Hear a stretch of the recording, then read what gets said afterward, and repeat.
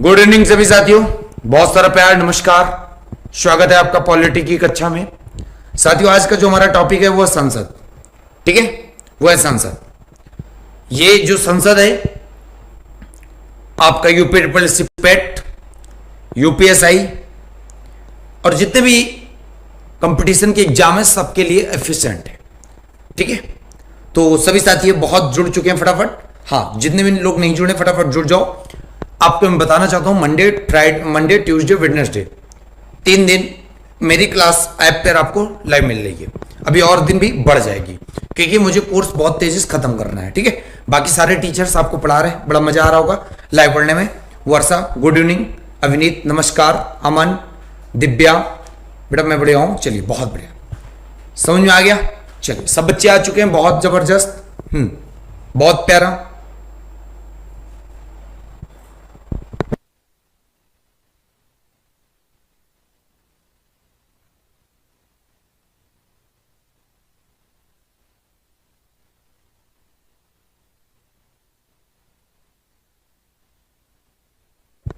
तो देखते हैं भैया संसद के बारे में, बहुत ध्यान समझिएगा भाई साहब। जो संसद है ना, संसद को इंग्लिश में कहते हैं पार्लियामेंट। क्या कहते हैं? पार्लियामेंट। और संविधान में जो अगर मैं बात करें संसद का उल्लेख कहां से कहां तक है तो आप बता सकते हो 79 से 122 तक, मतलब आर्टिकल नंबर 79 से लेकर 122 तक का जो है संसद का उल्लेख है। नीलकंठ दुबे मैराथन चलाई, बिल्कुल मैराथन चलाएंगे, क्यों परेशान हो, थोड़ा टाइम दो, रमने दो सब बच्चों को, है ना। चलिए, मीनू तिवारी गुड इवनिंग बेटा, अंशुल कुशवाहा राधे राधे, दिव्या सर आपकी राइटिंग बहुत अच्छी, थैंक यू, लव यू। 79 से लेकर 122 तक का संसद का उल्लेख है, मतलब पार्लियामेंट। अभी मैं बहुत प्यार से बात करूं, बहुत 2-3 चीजें इंपॉर्टेंट पूछी जाती हैं। एक तो पूछी जाती है लोकतंत्र का घर किसे कहते हैं। पहला प्रश्न यही पूछा जाता है, लोकतंत्र का घर किसे कहते हैं। लोकतंत्र का घर, तो आपको याद रखना है, जो लोकतंत्र का घर कहते हैं वो स्विट्जरलैंड को कहते हैं। किसको कहते हैं? स्विट्जरलैंड को। उससे भी बड़ी बात बता दें, फिर अगला प्रश्न पूछा जाता है, विश्व की सबसे पुरानी संसद, विश्व की सबसे पुरानी संसद। तो विश्व की सबसे पुरानी संसद का नाम क्या है? विश्व की सबसे पुरानी संसद का नाम है एलविंजी। एलविंजी। और एलविंजी संसद जो है कहां की है? तो याद रखिएगा आइसलैंड की है। किस देश की? एलविंजी, आइसलैंड की। ठीक है, और यहीं पे मैं बताना चाहता हूं बहुत अच्छे से, स्ट्रेटेजी के भी कवर करते चलो।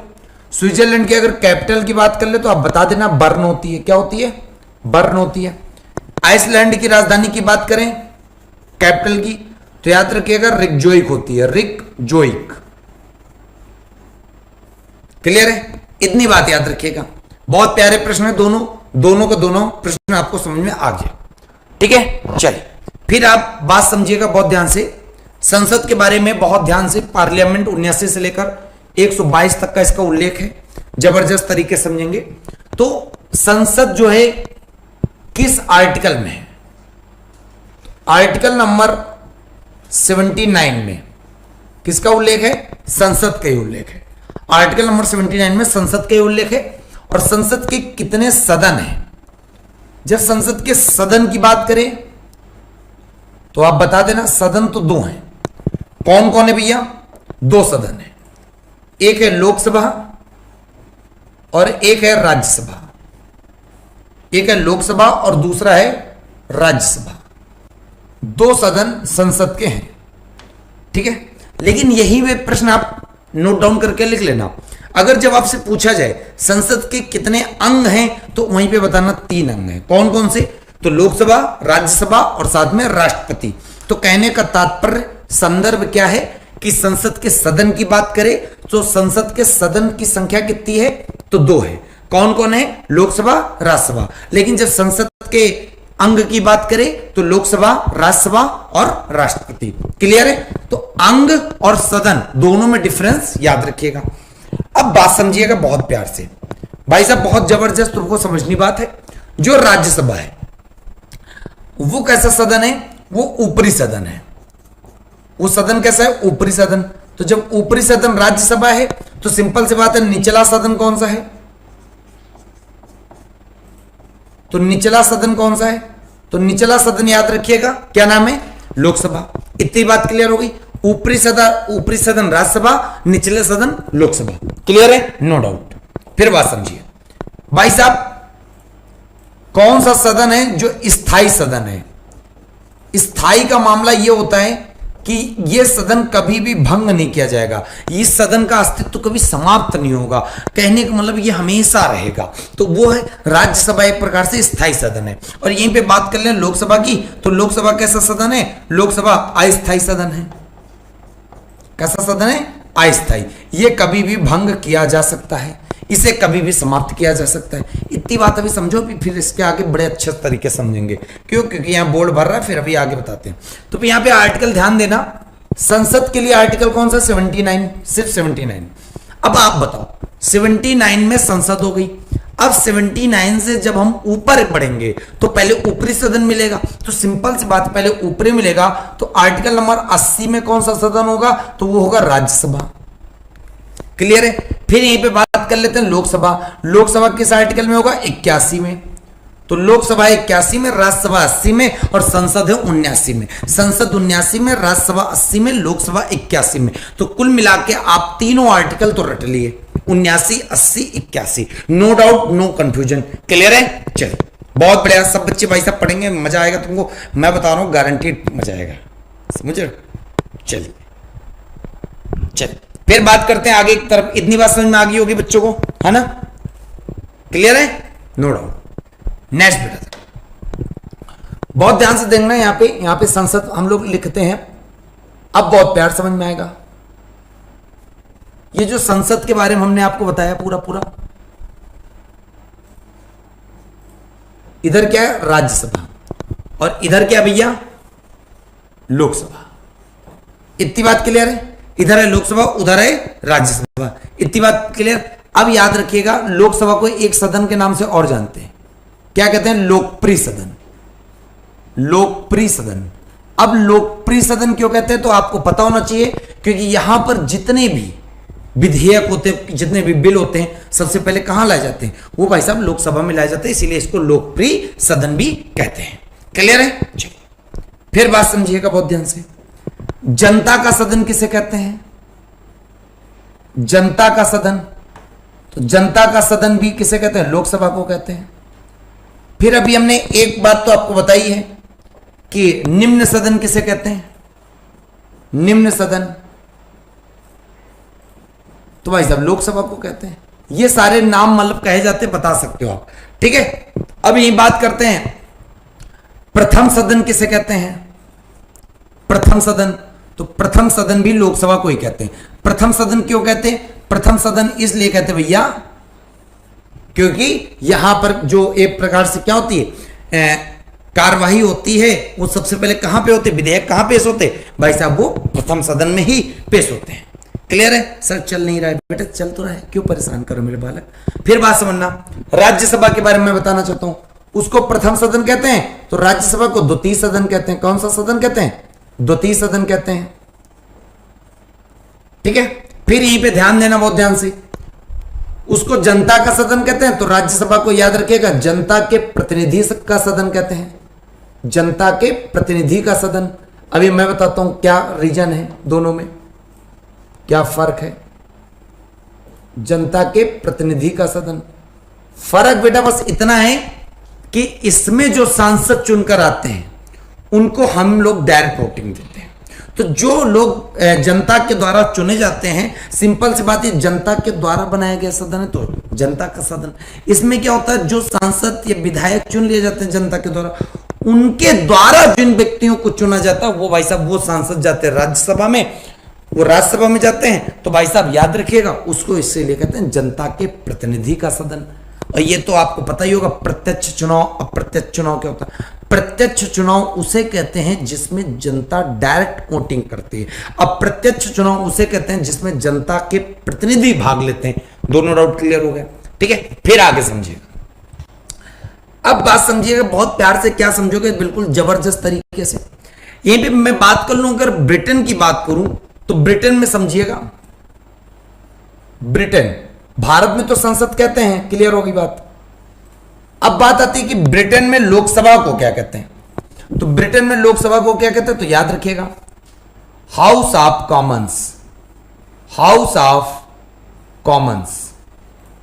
तो हाउस ऑफ कॉमन्स किसे कहते हैं भाई साहब, ब्रिटेन में लोकसभा को कहते हैं हाउस ऑफ कॉमन्स, क्लियर है। अब राज्यसभा में क्या कहते हैं, राज्यसभा को कहते क्या है, कहां पर, ब्रिटेन में, तो याद रखिएगा house of Lord, house of Lord.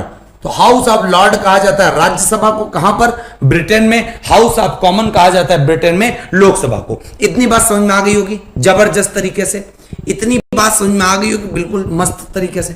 फिर यहीं पे बात कर लें यूएसए की, कि अमेरिका में क्या कहते हैं इसको। तो अमेरिका में लोकसभा का याद रखिएगा, लोकसभा को बोलते हैं house of representative, house of representative, representative. और यूएसए में राज्यसभा को क्या कहते हैं, सीनेट, सीनेट। इतनी बात बड़े अच्छे से समझ में आ रही होगी मजे से, ठीक है। फिर बहुत ध्यान से ध्यान देने योग्य बात है आपके लिए कि भाई साहब गठन की बात कर लें, लोकसभा का गठन कब हुआ और राज्यसभा का गठन कब हुआ। तो जब लोकसभा के गठन की बात करते हैं तो याद रखिएगा 17 अप्रैल 1952 को, और जब राज्यसभा के गठन की बात करते हैं तो राज्यसभा के गठन की बात करते हैं तो याद रखिएगा 3 अप्रैल 1952, 3 अप्रैल 1952, और इधर बात कर लो 17 अप्रैल 1952। तो दोनों ये क्लियर हो गई। अब बात आती है प्रथम बैठक कब हुई, मतलब लोकसभा। तो आप ये बताओ लोकसभा और राज्यसभा और लोकसभा में पहले गठन किसका हुआ, तो आप जाहिर सी बात बता दोगे 3 अप्रैल 1952 को राज्यसभा का गठन हुआ तो पहले बना, और लोकसभा 17 अप्रैल 1952 को ये बाद में बना। अब ये बात कर ले प्रथम बैठक कब हुई, प्रथम बैठक लोकसभा की। तो याद रखिएगा प्रथम बैठक लोकसभा की 13 मई 1952। यहीं पे बात कर लें राज्यसभा की प्रथम बैठक कब हुई, तो राज्यसभा की भी प्रथम बैठक हुई 13 मई 1952। तो आप दोनों तरीके, दो बिल्कुल एक एक प्रश्न बता सकते हो, एक एक प्रश्न बता सकते हो बिल्कुल फाड़ू तरीके से, क्लियर है। चलिए बहुत बढ़िया, समझ में आ रहा है ना, शाबाश मेरे बच्चे, हाँ जबरदस्त। अगर हाँ अब यहीं पे मैं बात कर लूं, एक बार परीक्षा में प्रश्न पूछा गया कि प्रश्न ये पूछा गया कि लोकसभा या राज्यसभा की जो पहली बैठक है 13 मई 1952 है, सबको कंफर्म है क्योंकि दोनों का सेम है, ठीक है। आपको पता है जब स्वर्ण जयंती मनाई जाती है वो कितने साल में मनाई जाती है, स्वर्ण जयंती कितने साल में मनाई जाती है, मैटर ये करता है।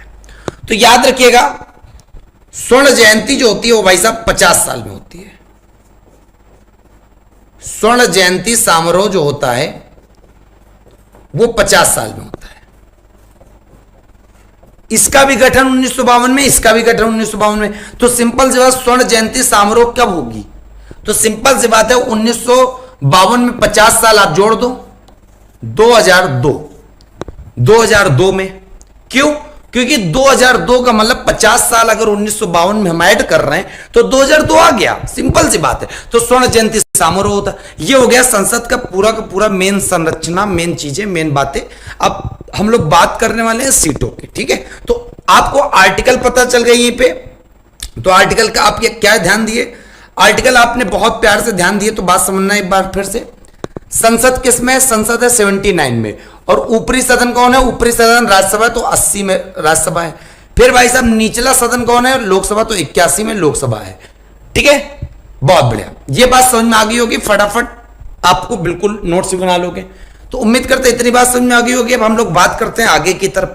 अब यहाँ पे संरचना देखो 79 पता चल गया, 79 में क्या है, संसद का उल्लेख किया गया, 80 में क्या है, राज्यसभा का उल्लेख किया गया, 81 में क्या है, लोकसभा का उल्लेख किया गया। अब अगर मैं बात करूं 82 आर्टिकल में क्या है, तो मोस्ट इंपॉर्टेंट प्रश्न बनता है 82 आर्टिकल का, तो समझ लेना क्या है।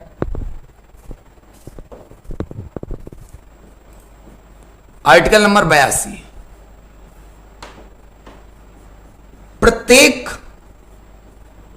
जनगणना के बाद पुनः समायोजन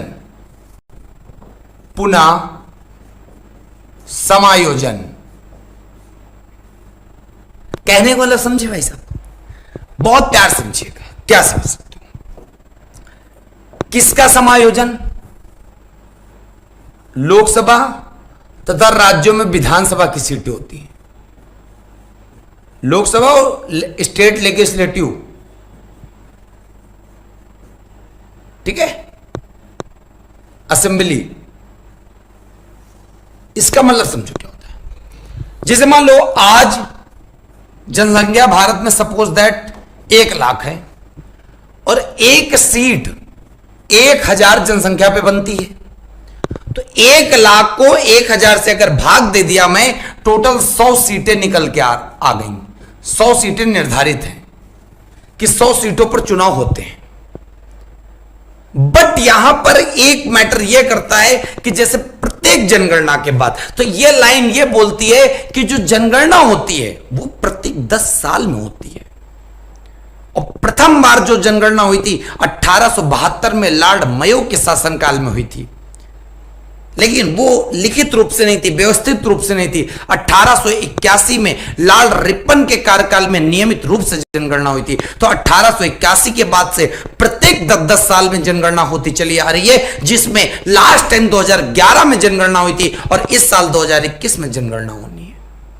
तो अभी 2021 का डाटा तो आया नहीं, तो इसलिए हम लोग 2011 की जनगणना का डाटा पढ़ते हैं, जिससे पूरा का पूरा प्रश्न समझ में आता है।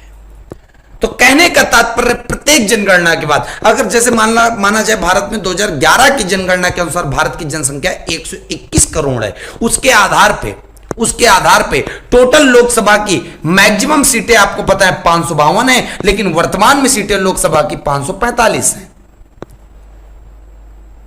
अब ये सीटें कैसे बन जाती? ये सीटें इसलिए बन जाती है क्योंकि जनगणना का प्रभुत्व पड़ता है। भाई साहब, लोग ज्यादा तो सीटें ज्यादा, लोग कम तो सीटें कम। तो आर्टिकल नंबर 82 यही कह रहा है कि ऐसा नहीं है फिक्स कर दिया गया कि लोकसभा में इतनी सीटें रहेंगी, बस इतनी छुपा के रख जाएंगी, काम खत्म हो जाएगा।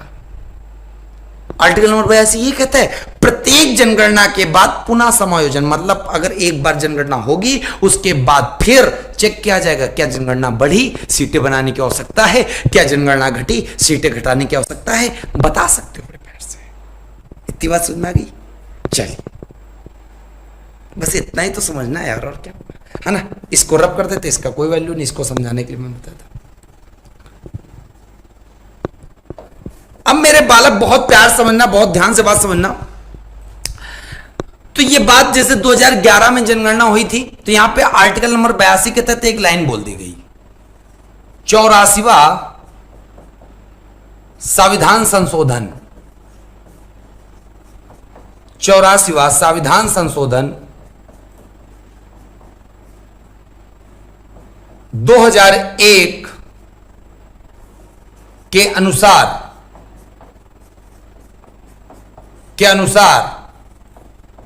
2026 तक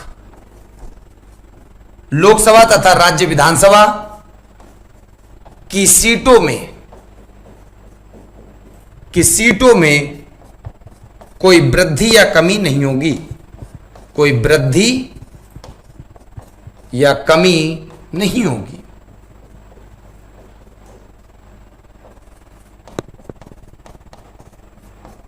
क्लियर है बात?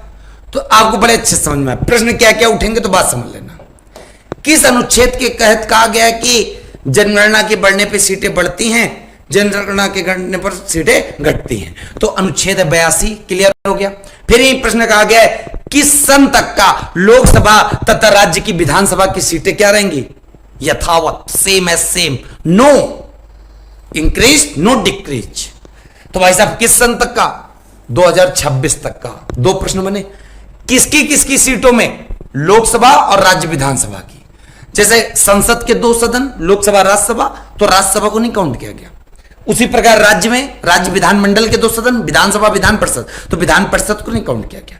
इन दोनों की सीटों में कोई वृद्धि कोई कमी नहीं होगी। कब तक नहीं होगी? 2026 तक का। और यह बात कौन से संशोधन के तहत बोल दी गई? 84वां संविधान संशोधन 2001 के तहत।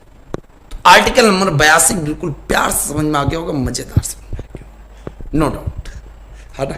अब सीटें देख लेते हैं, अब सीटें देख लेते हैं जबरदस्त तरीके से। तो इतनी बात समझ में आ गई। अब संरचना क्या डालते हैं? संरचना।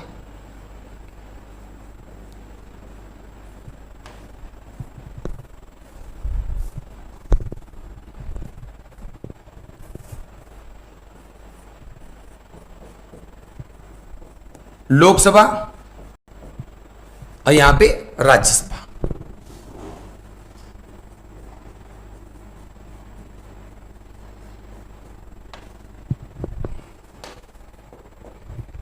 क्लियर है? बहुत बढ़िया, शाबाश। फिर संरचना देखो भाई साहब, लोकसभा में मैक्सिमम सीटें कितनी हैं? पेपर में पहला प्रश्न आता है मैक्सिमम सीटें कितनी हैं, तो 552। वर्तमान में कितनी है? तो वर्तमान में 545। तात्पर्य समझो दोनों का। जैसे प्रेजेंट टाइम, जैसे मान लो बच्चा मैं पढ़ा रहा हूं, 545 बच्चा पढ़ा रहा हूं, तो वर्तमान में है। लेकिन अगर मैं यहीं पे आप मुझसे को सर जी आपकी क्लास में मैक्सिमम कितने बच्चे और अभी बैठ सकते हैं, तो मैं कहूंगा बेटा मेरे बच्चे क्लास में बस 7 बच्चे और बैठ सकते हैं। कहने का मतलब है मेरी क्लास की जो सीटों की स्ट्रेंथ है टोटल वो 552 है, मतलब मैक्सिमम 552 बैठ सकते हैं। लेकिन वर्तमान में क्या पोजीशन है? 545 बैठे हुए हैं। तो ये पेपर में प्रश्न आता है लोकसभा की अधिकतम सीटें कितनी हैं, तो 552 हैं। लोकसभा की वर्तमान सीटें कितनी हैं? 545 हैं। आराम से आप बता सकते हो, जड़ा बिल्कुल गजब तरीके से। क्लियर है? फिर आगे बात समझो। वर्तमान में जो 545 है इसमें भी दो प्रकार की सीटें हैं, 543 और 2। अब 543 जो है वो कैसे हैं भाई साहब? वो निर्वाचित, और 2 कैसे हैं? एंग्लो इंडियन, आंग्ल भारतीय हैं, मनोनीत। अब बहुत बच्चे कहेंगे सर जी इसको हटा दिया गया, तो अभी तक चुनाव नहीं हुए तब तक हम कंफर्मेशन नहीं कर सकते। जब चुनाव हो जाएंगे तब हम आपको पक्का बताएंगे कि हाँ हटा दिया गया। अब ये आंग्ल भारतीय मनोनीत किसके द्वारा किए जाते हैं? मनोनीत किए जाते हैं राष्ट्रपति द्वारा, प्रेसिडेंट के द्वारा। किसके द्वारा इन दोनों सदस्यों को मनोनीत किया जाता है? राष्ट्रपति के द्वारा मनोनीत किया जाता है। और ये 543, अब ये 543 निर्वाचित। तो सबसे पहले तो आप फर्क समझ लो निर्वाचित और मनोनीत का क्या होता है।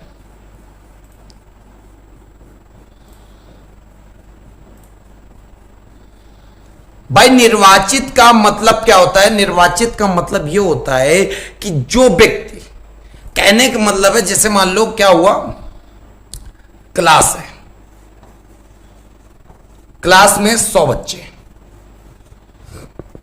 100 में मान लो एक है राम, एक है श्याम, एक है राम, एक है श्याम। क्लास में एक प्रकार से क्लास टीचर हूं, क्लास टीचर हूं। अब होता क्या है भाई साहब, मैं जब जाता हूं तो क्लास में शोर होने लगता। तब तक तो बच्चों ने कहा सर एक मॉनिटर नियुक्त कर दो जिसकी वजह से क्या हो, मतलब शोर वो तब तक कंट्रोल करता रहे और कोई भी प्रॉब्लम होगी तो वो आपको बताएगा। ये बात बोली गई। तो मैंने कहा ठीक है, आई एम रेडी। तो राम और श्याम 2 बच्चे हमने ऐसे उठाए कि इन दोनों में से किसी को मॉनिटर बना सकते हैं। दोनों बहुत डेडिकेटेड है, बहुत पढ़ने में अच्छे हैं। तो मैंने क्या किया, मैं क्लास टीचर होने के नाते मैंने कहा आज से राम मॉनिटर हैं। क्या है?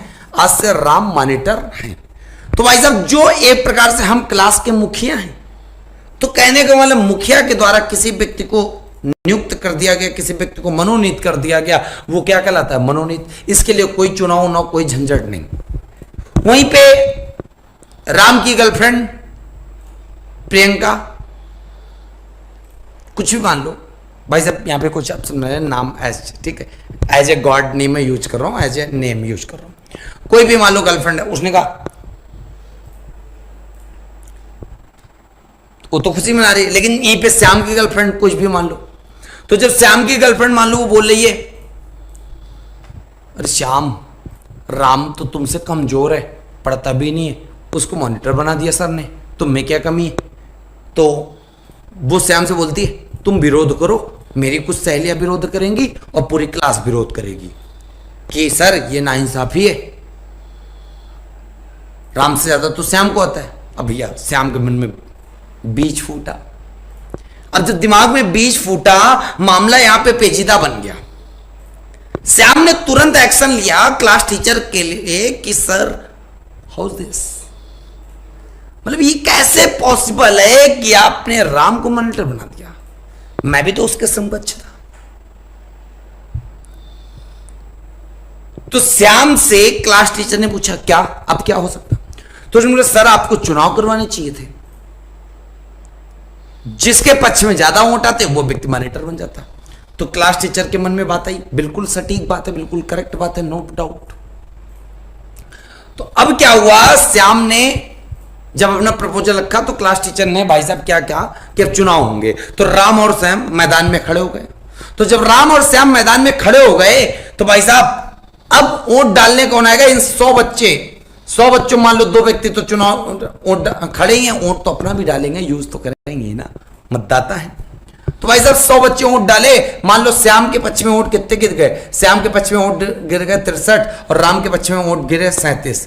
अब यहां पे मामला क्या हुआ, तो आपको पता चल रहा 100 में आधा कर दो, कितना बचा 50, 50 + 1 कर दो 51।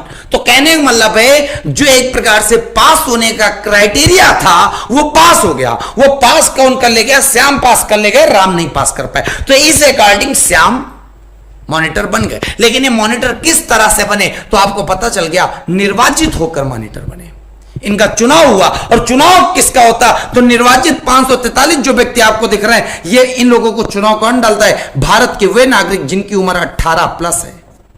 18+ जनता वोट डालती है। क्लियर हो गई। अब ये भी एक प्रश्न और बताना चाहता हूं पॉलिटी का, पहले मतदान करने की उम्र पहले कितनी थी, मतदान की उम्र पहले कितनी थी, पहले भाई साहब 21 वर्ष थी, अब कितनी है, अब 18 वर्ष है। तो आप एक चीज देख रहे होगे भाई साहब 3 साल घटी है, 3 साल वोट क्या है, 3 साल उम्र घटी हुई है। तो कहने का मतलब है भाई साहब कि 3 साल उम्र घटी है 21 से 18। तो और आपको पता है संविधान में कोई भी चीज चाहे घटाओ चाहे बढ़ाओ बिना संशोधन के पॉसिबल नहीं है। ठीक है, तो याद रखिएगा, बहुत प्यारा सा प्रश्न बनता है, कौन से संशोधन के तहत मतदान करने की उम्र, तो याद रखिएगा 61वां संविधान संशोधन 1989। 61वां संविधान संशोधन 1989 के तहत मतदान की उम्र 21 साल से घटा के 18 साल कर दी गई। बड़े प्यार से ये प्रश्न याद रखिएगा। और ये वाला कॉन्सेप्ट निर्वाचित और मनोनीत वाला तो समझ में आ गया होगा जबरदस्त तरीके से।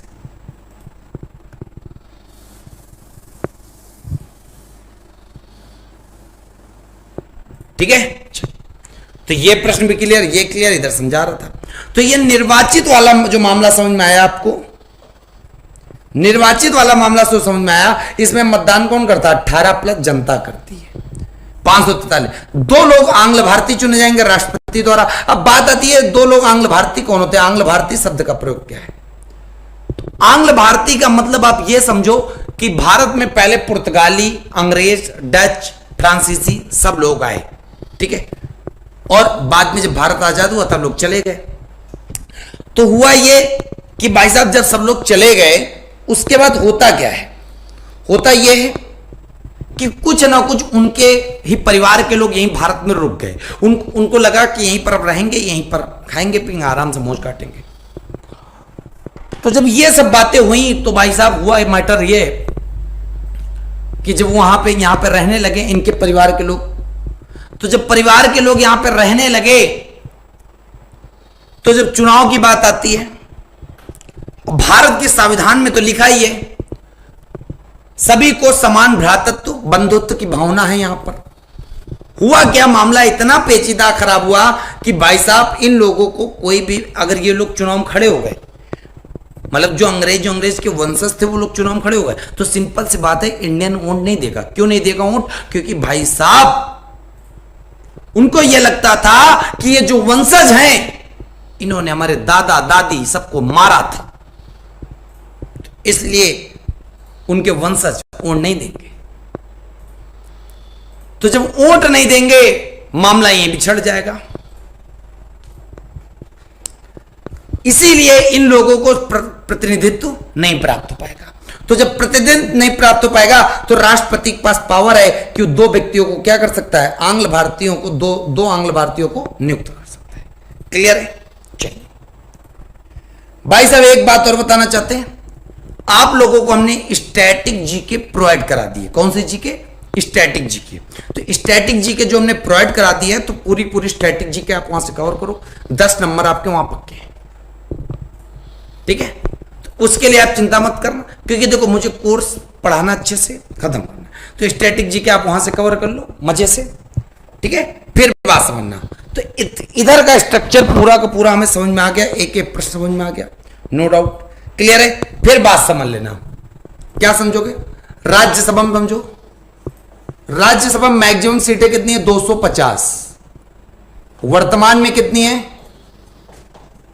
245। और 245 में दो भागों में बढ़ गई, 233 और 12। 233 जो होते हैं भाई साहब वो कैसे होते हैं? वो मनोनीत होते हैं। और 12 जो होते हैं वो भाई साहब क्या होते हैं? सॉरी, ये 233 मनोनीत, 233 निर्वाचित होते हैं।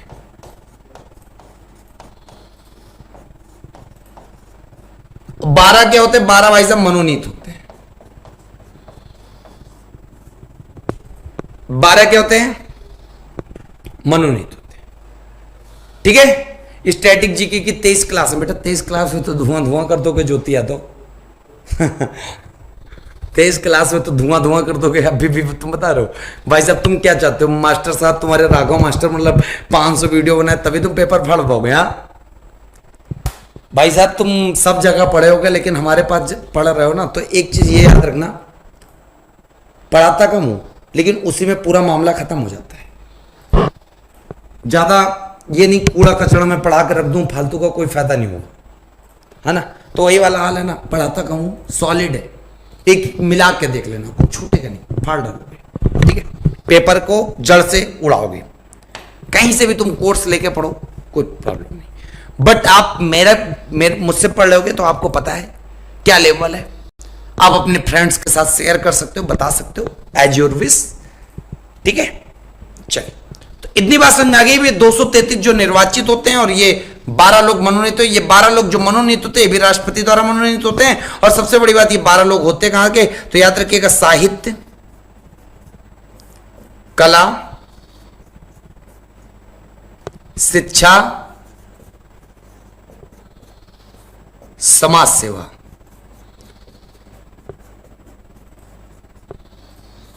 इन सारे क्षेत्रों में जो व्यक्ति विशेष उपलब्धि प्राप्त करता है उसको भाई साहब राष्ट्रपति मनोनीत करता है।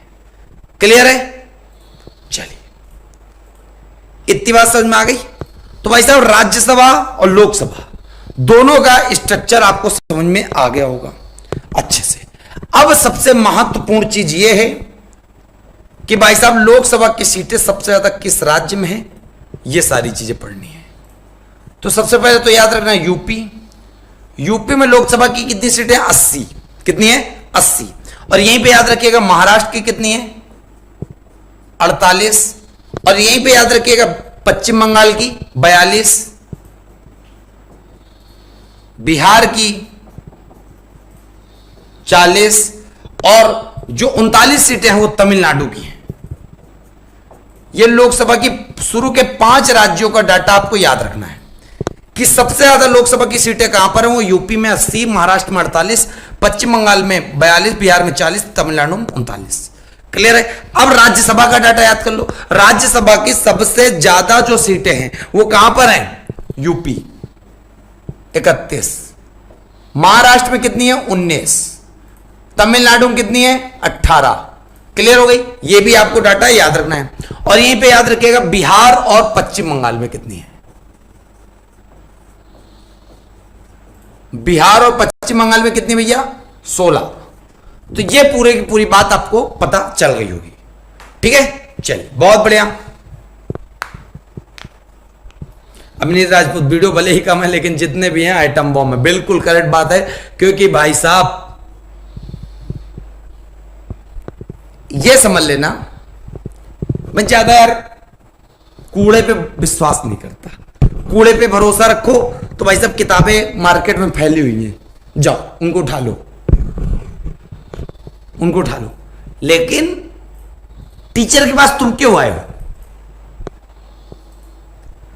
टीचर के पास इसलिए आए हो बिकॉज तुमको उन किताबों में से जो एक प्रकार से डायमंड मिलना हो, एक प्रकार से चीजें जो बेहतरीन तरीके से मिलनी हो वो प्राप्त करनी है। ठीक है, चलिए तो पूरा का पूरा तुमको आपको समझ में आ गया स्ट्रक्चर। फिर बात करते हैं हम लोग आगे की तरफ।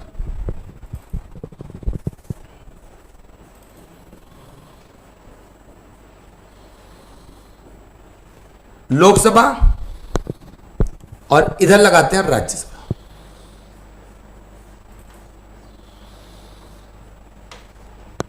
अब बात आती है, बहुत ध्यान समझना भाई, क्या समझना, लोकसभा का अगर सदस्य बनना है, किसी को सदस्य बनना है, लोकसभा का सांसद बनना है, तो उसके लिए मिनिमम आयु कितनी चाहिए?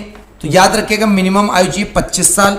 और यहीं पे राज्यसभा का किसी को सांसद बनना है तो मिनिमम आयु कितनी चाहिए?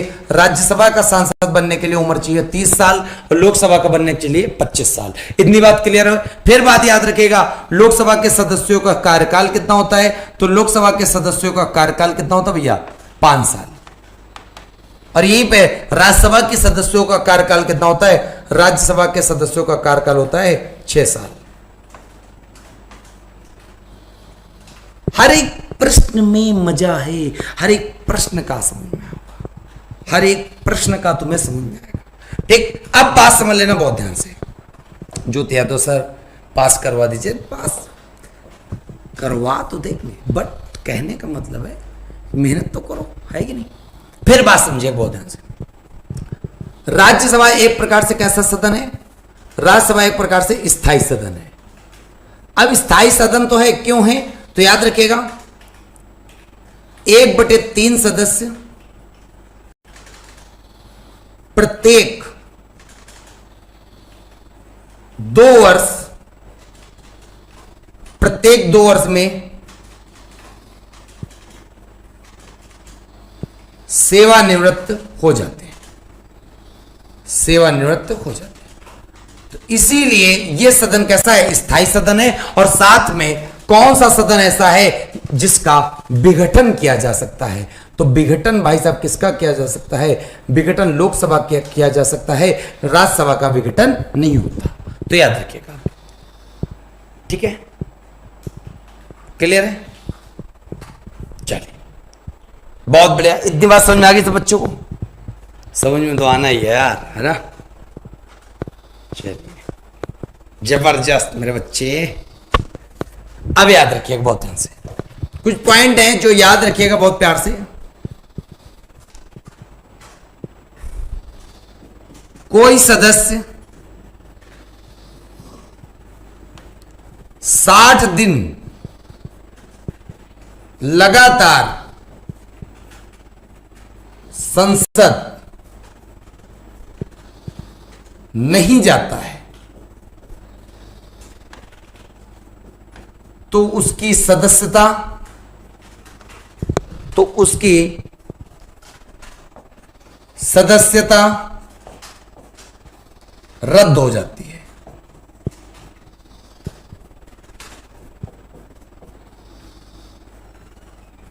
क्या हो जाती है? रद्द हो जाती है। पेपर में प्रश्न आता है कितने दिन तक नहीं जाता है, तो आप बता सकते हो 60 दिन तक।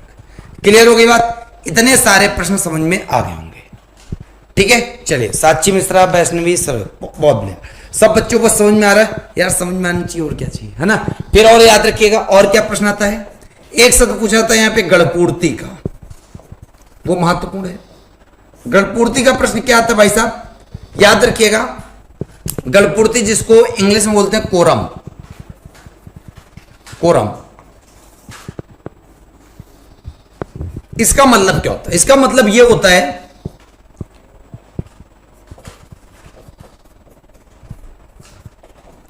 किसी बैठक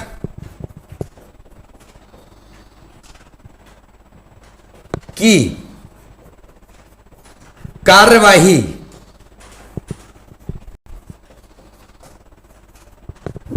शुरू करने के लिए न्यूनतम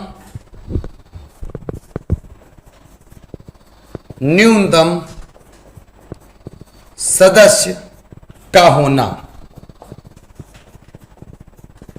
अब कितना न्यूनतम रखा गया है? तो 1/10 बार हिस्सा। तो आप समझ सकते हो, जैसे लोकसभा में सदस्य कितने होते हैं? लोकसभा में सदस्य 545 हैं।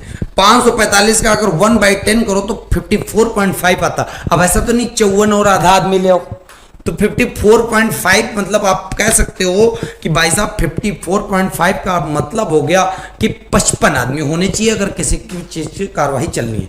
राज्यसभा में 255 होता है, तो सॉरी 245 होते वर्तमान में, तो 245 का अगर 1/10 निकालो तो 24.5 होता है। 24.5 तो आधा तो व्यक्ति लाएंगे नहीं, तो हम लोग 25 आदमी होने चाहिए अगर उसको एक प्रकार से क्या करना है, एक प्रकार से कार्यवाही वहां की चलनी है। तो क्लियर है? इतनी बात समझ में आ गई होगी आपको। चलिए, बहुत बढ़िया, जबरदस्त, समझ में आ रहा है? बिल्कुल यार, बस तुमको समझ में आना चाहिए, क्या चाहिए, है कि नहीं? आगे बढ़ते हैं, आगे बढ़ते भाई साहब, बहुत प्यार से समझिएगा। तो समझना क्या है, 82 नंबर पहले बता दिया था। 83 आर्टिकल में दोनों सदनों की अवधि है, 84 में क्वालिफिकेशन है, इंपॉर्टेंट नहीं है। अब यहां बात समझिएगा, आर्टिकल 85 क्या है? आर्टिकल 85 क्या है? आर्टिकल 85 में बोला गया संसद के सत्र, जो महत्वपूर्ण चीजें हैं वही सब आज बता रहे हैं हम आपको। संसद के सत्र, सत्रावसान एवं विघटन,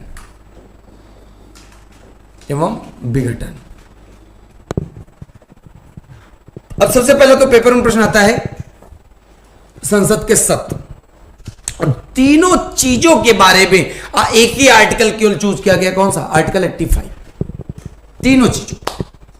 तो जो संसद के सत्र की बात चल रही है भाई, तो यहां पे जो सत्र की बात चल रही है, सबसे पहले पेपर प्रश्न ये आता है सत्र से। सत्र कितने हैं संविधान में? तो याद रखिएगा, संविधान में सत्र का उल्लेख जो 3 सत्रों का उल्लेख है, एक बजट, एक मानसून और एक शीत। तो पेपर में प्रश्न आता है भैया, बहुत प्यार से क्या आता है, 4 ऑप्शन दे देगा आपके पास, बजट, मानसून, शीत और ग्रीष्म। तो पूछेगा निम्नलिखित में से कौन सा सत्र नहीं है? तो आप बता सकते हो बजट है, मानसून है, शीत है, ग्रीष्म नहीं है। लेकिन हमसे गलती क्या होती है, अरे मानसून है, बारिश वाला है, ठंडी वाला है, और गर्मी वाला होगा, बजट वाला नहीं होगा। लेकिन ये 3 बजट, ये 3 सत्र होते हैं, ग्रीष्म नहीं होता है। जो बजट सत्र की शुरुआत होती है, उसकी शुरुआत भाई साहब कब होती है? फरवरी माह में। मानसून की शुरुआत किस माह में होती है? जुलाई में। और शीत सत्र की शुरुआत जो होती है वो भाई साहब नवंबर महीने में। तो ये भी आपको याद रखिएगा। सत्र अवसान किसे कहते हैं? सत्र अवसान। तो भाई साहब अगर सत्र अवसान का अगर आप संधि विच्छेद करो तो सत्र प्लस अवसान, सत्र प्लस अवसान। अवसान का अर्थ होता है रोकना, अवसान का अर्थ होता है रोकना। इसका मतलब समझो वो ध्यान से, क्या समझोगे कि भैया सत्र की कार्यवाही चल रही, मान लो कोई, जैसे अभी कोरोना आ गया अचानक से, जैसे मान लो कोरोना मार्च में आया, बजट सत्र चल रहा था, बजट सत्र को, अब ऐसा तो नहीं कोरोना वायरस के बीच में काम चलते वहीं पे तुरंत रोका गया, मतलब वहीं की वहीं कार्यवाही उसी सत्र में रोक देना। अब ये कार्यवाही उस सत्र में नहीं चलेगी, अगले सत्र में पार कर जाएगी। कहने मतलब है उस सत्र की कार्यवाही को अगले सत्र में लेकर जाना, तो वही कहलाता है सत्रावसान। ठीक है, तो याद रखिएगा सत्रावसान में बहुत अच्छा पेपर प्रश्न बनता है। किन्हीं 2 सत्रों के मध्य, किन्हीं 2 सत्रों के मध्य 6 माह से ज्यादा समय नहीं लगना चाहिए, नहीं लगना चाहिए। क्लियर है? तो यह चीज बहुत इंपॉर्टेंट है। ठीक है, चलिए, तो उम्मीद करते हैं भी बस समझ में आ गई होगी। इसमें मानसून सत्र चला है, बिल्कुल यार, है ना। चलिए इतनी बात क्लियर हो गई। अब बात आती है कि सत्रावसान एवं विघटन, ये कर्ता कौन है। तो ये दोनों चीजें कर्ता कौन है, तो याद रखिएगा पी का मतलब आप समझ रहे होंगे, प्रेसिडेंट, राष्ट्रपति। तो पेपर में आएगा। अब एक चीज बताओ, सत्रावसान किन दो सदनों, किस सदन का होता है, तो याद रखिएगा सत्रावसान लोकसभा और राज्यसभा दोनों में होता है। कौन करता है, तो राष्ट्रपति ही करता है सत्रावसान, ठीक है। अब विघटन क्या होता है, तो विघटन समझो, विघटन का मतलब डिसॉल्व और सत्रावसान का मतलब प्रोग्रेगेशन, ठीक है। इतनी बात क्लियर हो गई। अब बात समझो, विघटन का मतलब क्या, विघटन से तात्पर्य क्या है आपका। जैसे अब क्या हुआ, जैसे मैं मान लो ये क्लास में पढ़ा रहा हूं, ये क्लास में मैं यहां पे पढ़ा रहा हूं और यहां पर अंबुज सर पढ़ा रहे हैं बी में, यहां पे राघव सर पढ़ा रहे हैं, यहां पर अंबुज सर पढ़ा रहे हैं, ठीक है। चल रही बैठक, चल रही अपना। ये वाली सत्र कैसी है, ये वाला भाई साहब है लोकसभा और ये वाली है राज्यसभा। किसी कारणवश मान लो ऐसी परिस्थितियां उत्पन्न हो जाएं कि अब ये बच्चे बहुत शैतानी करने लगे, एक क्लास वाले, तो मुझे गुस्सा आ गई, मैंने शिकायत ठोक दी किससे, जो कोचिंग के हेड हैं, प्रेसिडेंट से। मैंने कहा ये क्लास वाले बहुत बदतमीज हो गए, अब मैं इनको नहीं पढ़ाऊंगा, अब जो पढ़ाऊंगा वो जो नए बच्चे आएंगे उनको पढ़ाऊंगा। तो प्रेसिडेंट गए, उनका लोकसभा आज से विघटित की जाती है, मतलब अब यहाँ पे जितने भी मेंबर हैं पूरा काम खत्म, अब जो भी बच्चे आएंगे, जो भी सदस्य आएंगे, सबके सब नए आएंगे। तो इसलिए हमने बताया था लोकसभा का विघटन होता है, लेकिन राज्यसभा का कभी भी विघटन नहीं होता है। राज्यसभा का विघटन कभी भी नहीं होता है, लेकिन लोकसभा का विघटन हो जाता है। तो इस प्रकार ये मामला आपको समझ में आ गया होगा।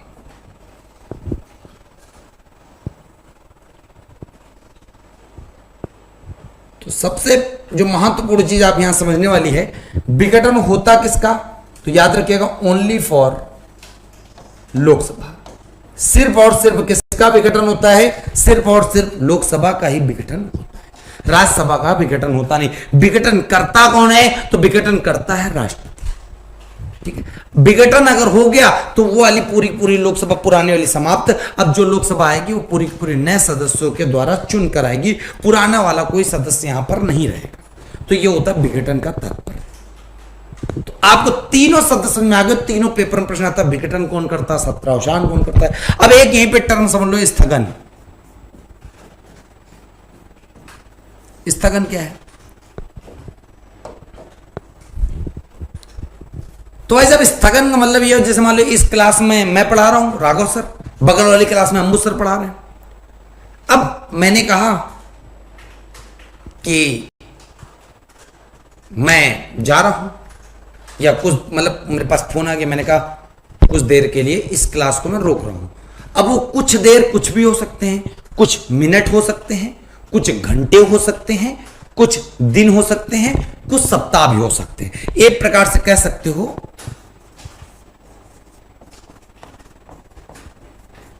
कुछ समय के लिए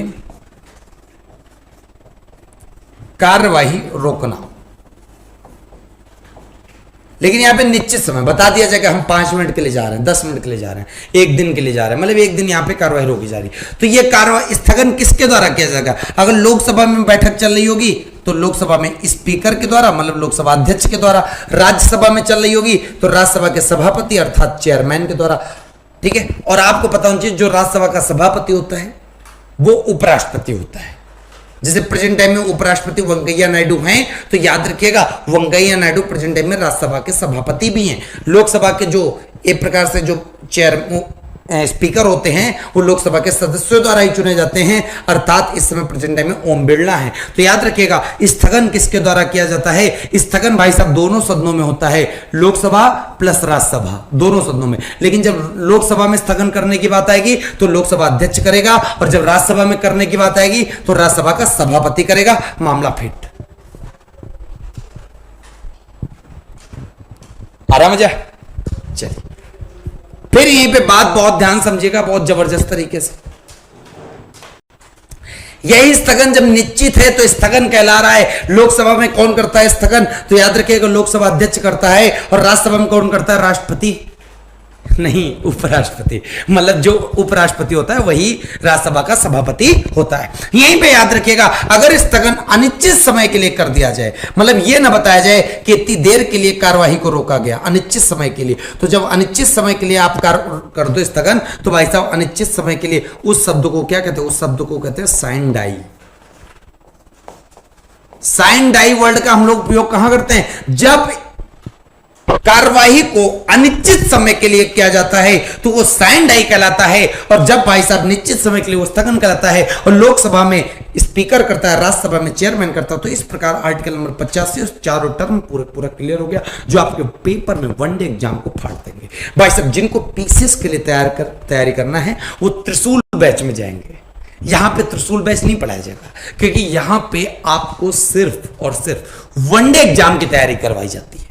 ठीक है, इतनी बात समझ में आ गई। पूरे के पूरे टर्म बिल्कुल दिलो दिमाग में छप गए होंगे। एक बार कमेंट करके बता दो भाई साहब मजा आया कि नहीं आया, फिर मैं आगे बात करूं अपनी। जल्दी से कमेंट करके बताओ भाई।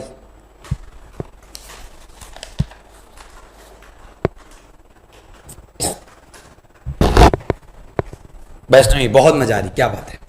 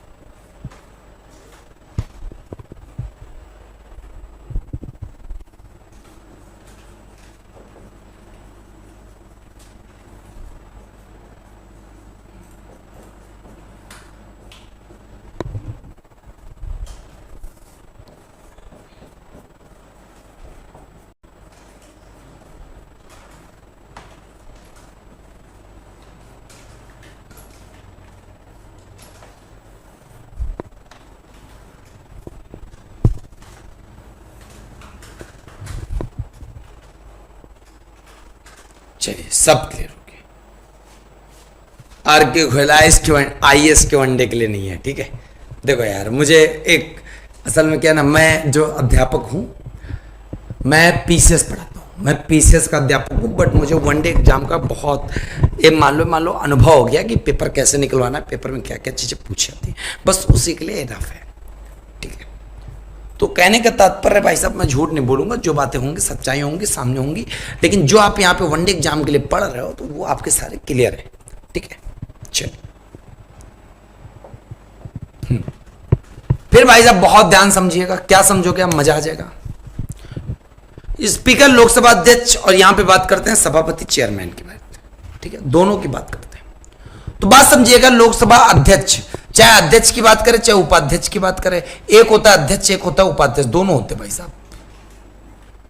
जब अध्यक्ष नहीं होगा तो उपाध्यक्ष काम करेगा, और जब सभापति नहीं होंगे तो उपसभापति काम करेगा, वाइस चेयरमैन।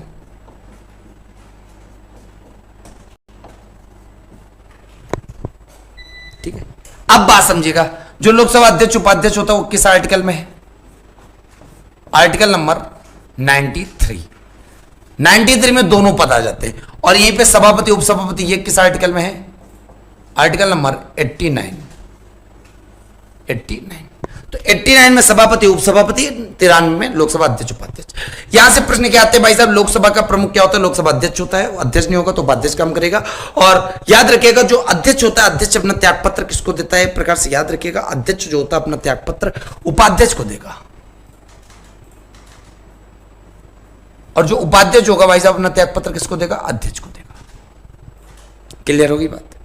यहीं पे थोड़ा सा जस्ट उल्टा भाई साहब, जो यहां पे सभापति की बात करता है, जो उपराष्ट्रपति होता है, जो यहां पे उपराष्ट्रपति होता है, उपराष्ट्रपति ही तो सभापति होता है। अब यहां पे ये गलती कर देना कि जो राज्यसभा का सभापति होता है वो उपसभापति को दे देता है, तो जो सभापति होता है ना वो अपना त्यागपत्र पता किसको देता है? वो भाई साहब देता है राष्ट्रपति को, क्योंकि आपको पता होगा उपराष्ट्रपति अपना त्यागपत्र किसको देता है? राष्ट्रपति को। भाई साहब है तो वो उपराष्ट्रपति, सिर्फ कार्य कर रहा है राज्यसभा का सभापति बनके, वेतन किस रूप में मिल रहा? सभापति के रूप में। इतनी बात क्लियर। अब इतनी बात समझ में आ गई। त्याग पत्र का पेपर में प्रश्न आता है, लोकसभा अध्यक्ष किसको देता है, उपाध्यक्ष को, उपाध्यक्ष किसको देता है, अध्यक्ष को। वहां पे सभापति किसको देता है, राष्ट्रपति को देता है, लेकिन उप सभापति अपना त्याग पत्र किसको देता है, तो याद रखिएगा सभापति को। केवल अपवाद आपने चारों में देखा होगा, सिर्फ आपको अपवाद एक से मिल रहा, सभापति। सभापति किसको अपना त्यागपत्र देता है, तो देता है राष्ट्रपति को। ठीक है। अमन सिंह, क्या आप पोस्टेड हो? बेटा मैं पोस्टेड था ऑलरेडी, सिविल कोर्ट में था, जूनियर असिस्टेंट के पद पे मैं कार्यरत था, और मैंने वहां पे जॉब रिजाइन कर दी। 6 अक्टूबर 2020 की मेरी जॉब रिजाइन है। मैं टीचिंग लाइन में पूरी तरह उतर गया, ऑनलाइन प्लेटफॉर्म। ऑफलाइन तो पढ़ाता था, बट ऑनलाइन में 6 अक्टूबर 2020 से मैं पूरी तरह पढ़ाने लगा। ठीक है, डेडिकेटेड आ गया। ऑफलाइन का तो बहुत बेहतरीन, पर मुझे लगता था मैं ऑनलाइन का बेस्ट टीचर नहीं बन सकता। ऑफलाइन में तो लोग जानते थे, ऑफलाइन में तो बच्चे पसंद करते थे, बट मुझे ऑनलाइन में नहीं पसंद करते थे। ऑनलाइन में पसंद क्या यार, डर लगता था, जानते ही हो। बट मैं आया तो लोगों का प्यार मिला, अच्छा लग रहा है ना, और प्यार दोगे और अच्छा लगेगा। तो जितना भी जो जहां से जुड़ा है ना, बस अपने अपने क्षेत्र में कुछ ना करिया करो। मेरी यूट्यूब की वीडियो है, उनको आप फैलाया करो, बस इससे ज्यादा और क्या कर सकते हैं यार, है कि नहीं। थोड़ा सा आप सपोर्ट करोगे, आपके अभी जैसे मान लो यहाँ पे कितने 600 लोग पढ़ रहे हैं, आपका सपोर्ट होगा, यहाँ पे 6-6 हजार लोग पढ़ेंगे ऐप पर। क्यों? क्योंकि भाई साहब हम यहाँ पे बहुत बेहतरीन तरीके से पढ़ाएंगे। ठीक है। हाँ अवनीत जी, हमने त्यागपत्र दे दिया। ठीक है, 1.5 साल हमने जॉब भी की है, 1.5 साल मैंने जॉब भी की है। ठीक, इतनी बात समझ में आ गई। अब पेपर में प्रश्न आता है कि लोकसभा अध्यक्ष उपाध्यक्ष की शपथ कौन दिलाता है, तो याद रखिएगा लोकसभा अध्यक्ष उपाध्यक्ष की शपथ की अगर बात करें तो याद रखिएगा शपथ नहीं होती इनकी। क्यों? क्योंकि भाई साहब जो लोकसभा का अध्यक्ष और उपाध्यक्ष होता है ना, वो लोकसभा के सदस्यों में से ही बन जाता है, वो लोकसभा के सदस्यों में ही बन जाता है। और याद रखिएगा इन सदस्यों में ये लोग पहले ही शपथ लेकर चले आते हैं, सदस्य, लोकसभा के सदस्य। तो ये भाई साहब बाद में शपथ इनकी होती ही नहीं, बाद में इनकी शपथ होती ही नहीं। वो अध्यक्ष उपाध्यक्ष जो बन जाते हैं इस फॉर्म में ये शपथ नहीं लेते, ये लोकसभा के सदस्य के रूप में शपथ ले लेते। और आपको पता है ये जो उपराष्ट्रपति है भाई साहब, ये उपराष्ट्रपति है, ये उपराष्ट्रपति, इसको शपथ कौन दिला देता है? राष्ट्रपति दिला देता है, आर्टिकल नंबर 69 के तहत। क्लियर है? चल, इतनी बात समझ में आ गई। फिर यहीं पे प्रश्न आता है पहला लोकसभा अध्यक्ष कौन था, पेपर में पूछा जाएगा। तो पहला लोकसभा अध्यक्ष याद रखिएगा जीवी मावलंकर, जो पेपर में पूछा था, गणेश वासुदेव मावलंकर। ठीक है सर, आप बहुत लोगों की जिंदगी बदलने के लिए sir, thank you, love you. सब आप सबका प्यार है यार, बस।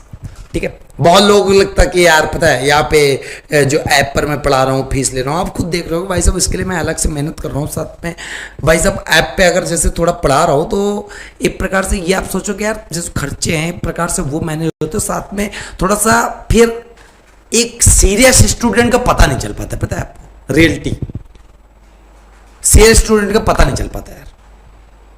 यूट्यूब पे बहुत सारे लोग आते चले जाते, बहुत सारा पढ़, लेकिन एक जगह आप डेडिकेटेड होकर पढ़ लो ना, बिल्कुल सफलता तय है यार, ये मान लेना। ठीक है, ऑनलाइन मैंने ऑफलाइन पढ़ा नहीं। अच्छा ऑनलाइन पढ़े हो, ऑफलाइन नहीं पढ़े हो आपसे, बट उसमें तो और मजा आ जाता है। बिल्कुल यार, जो व्यक्ति मुझसे ऑफलाइन पढ़ता है तो उनसे मिलना है ना। चल, पहले जो लोकसभा अध्यक्ष है उनका नाम है गणेश वासुदेव मावलंकर। अगर यही बात कर ले पहले उपाध्यक्ष कौन है, तो याद रखिएगा अनंत संयम अयंगर, अनंत संयम अयंगर।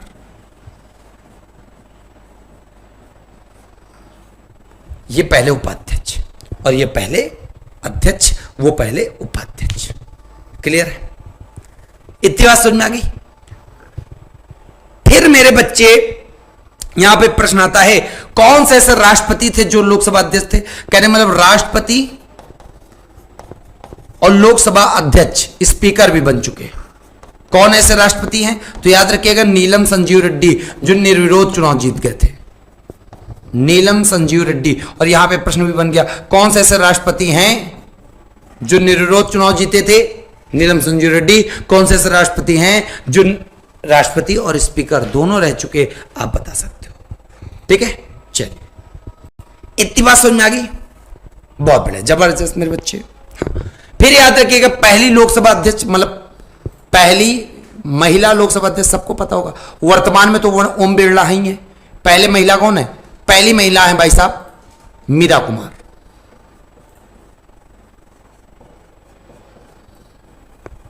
यहां सभापति में तो बताने की आवश्यकता नहीं। क्यों नहीं बताने की आवश्यकता? क्योंकि भाई साहब पहले उपराष्ट्रपति कौन थे? पहले जो उपराष्ट्रपति रहे होंगे वही, तो आपको पता है राधाकृष्णन, डॉक्टर एस राधाकृष्णन पहले उपराष्ट्रपति थे, तो पहले राज्यसभा के सभापति भी थे। वर्तमान में कौन है? वर्तमान में राज्यसभा के सभापति तो आप बता सकते हो वेंकैया नायडू हैं, और यही प्रेजेंट टाइम में उपराष्ट्रपति भी हैं 13वें नंबर के। ठीक है, बहुत बढ़िया भाई साहब। देखो, मैं ज्यादा बात करने करता हूं, बस इतना बात करना चाहता हूं। अगर मैं इस टॉपिक को खींचता तो इस टॉपिक को खींचने के लिए कम से कम 1 हफ्ता था। इतना ज्यादा डीप में चले जाओ, बहुत सारे आर्टिकल थे, बट सारे अपने आर्टिकल को यहां पे काट दिया। क्यों? क्योंकि यहां हो सकता नहीं, यहां हो सकता सिर्फ है इंपॉर्टेंट चीजें पढ़ने की, वही चीज पढ़ाऊंगा। कुछ आर्टिकल है ऐसे, जैसे अभी धन विधेयक के बारे में बता दूंगा, वो अलग से बता दूंगा इंपॉर्टेंट आर्टिकल में। ठीक है, तो साथियों, इस प्रकार आपको ये पूरा का पूरा मामला समझ में आ गया होगा जबरदस्त तरीके से।